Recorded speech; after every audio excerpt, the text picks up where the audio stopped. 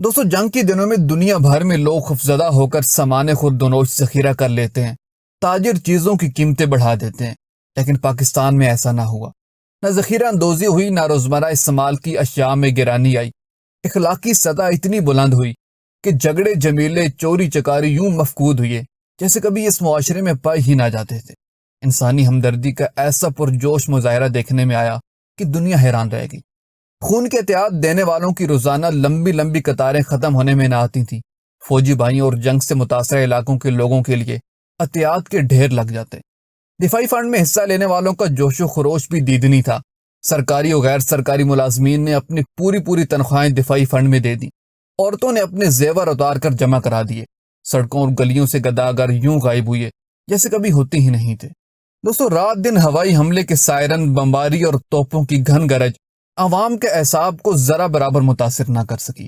دو موریا پل کے اس پار Navlakha police station سے تقریباً 1 فرلانگ کے فاصلے پر بھارتی فضائیہ نے 2 بم گرائے۔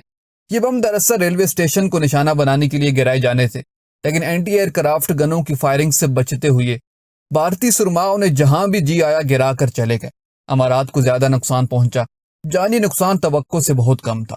اب اگر کوئی کمزور اعصاب کی قوم ہوتی تو اسٹیشن کے ارد گرد کا علاقہ خالی ہو جاتا کہ نہ جانے آئندہ حملے میں کون نشانہ بن جائے۔ لیکن اہم تنصیبات اور مقامات کے ارد گرد پائے جانے والے بستیوں کے لوگ اپنی اپنی جگہ پر ڈٹے رہے۔ راوی پل پر ایک حملے کے وقت میں قریبی اسٹیل مل میں موجود تھا۔ ان دنوں دریائے راوی پر ایک ہی پل تھا، جسے اب پرانا پل کہتے ہیں۔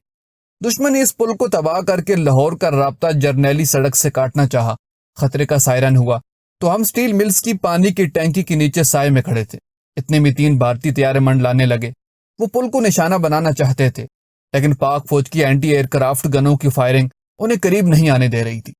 چند منٹ کی بیکار جدوجہد کے بعد انہوں نے کچھ فاصلے پر اپنے بم ریت میں گرائے اور دم دبا کر بھاگ گئے۔ اس فائرنگ کی زد سے میں بھی بال بچا، لیکن اس وقت ان باتوں کی پرواہ کیسی تھی؟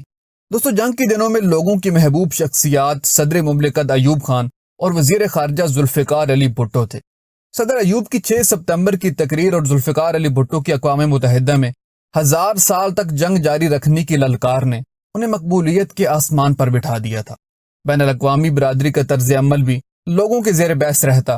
چین، انڈونیشیا اور ایران کی برادرانہ حمایت امداد زبان و زد و خاص عام تھی۔ ستمبر 65 کے دن رات حقیقی طور پر پاکستانی قوم کے دن رات تھے۔ اس قوم کی رگوں میں ایک جذبہ اور سرشاری تھی، لیکن افسوس یہ صورتحال جو تصوراتی یا افسانوی نہیں تھی۔ ہماری قیادت اس جنگ کے بعد قوم کا مزاج بنانے میں ناکام رہی۔ دوستو یہ مثالی دور جنگ ستمبر کے اثرات ختم ہونے کے بعد ہی کچھ ہی عرصے میں یوں تحلیل ہوا جیسے کبھی آیا ہی نہیں تھا۔ شاید اس لیے شاعر مشرق نے کہا تھا، خدا تجھے کسی طوفان سے آشنا کر دے کہ تیرے بحر کی موجوں میں اضطراب نہیں۔ دوستو کیا جنگ کے بغیر ہماری قوم اپنی اصلاح کے لیے جنگی جذبہ پیدا نہیں کر سکتی؟ کاش ایسا ہو جائے، پاکستان کے لیے، اپنی نئی نسلوں کے مستقبل کے لیے۔ آمین۔ اگر آپ کو ہماری یہ ویڈیو پسند آئی تو پلیز اس کو لائک اور اس طرح کی مزید انفارمیٹیو ویڈیوز دیکھنے کے لیے ہمارا چینل سبسکرائب کر دیں۔ جزاک اللہ۔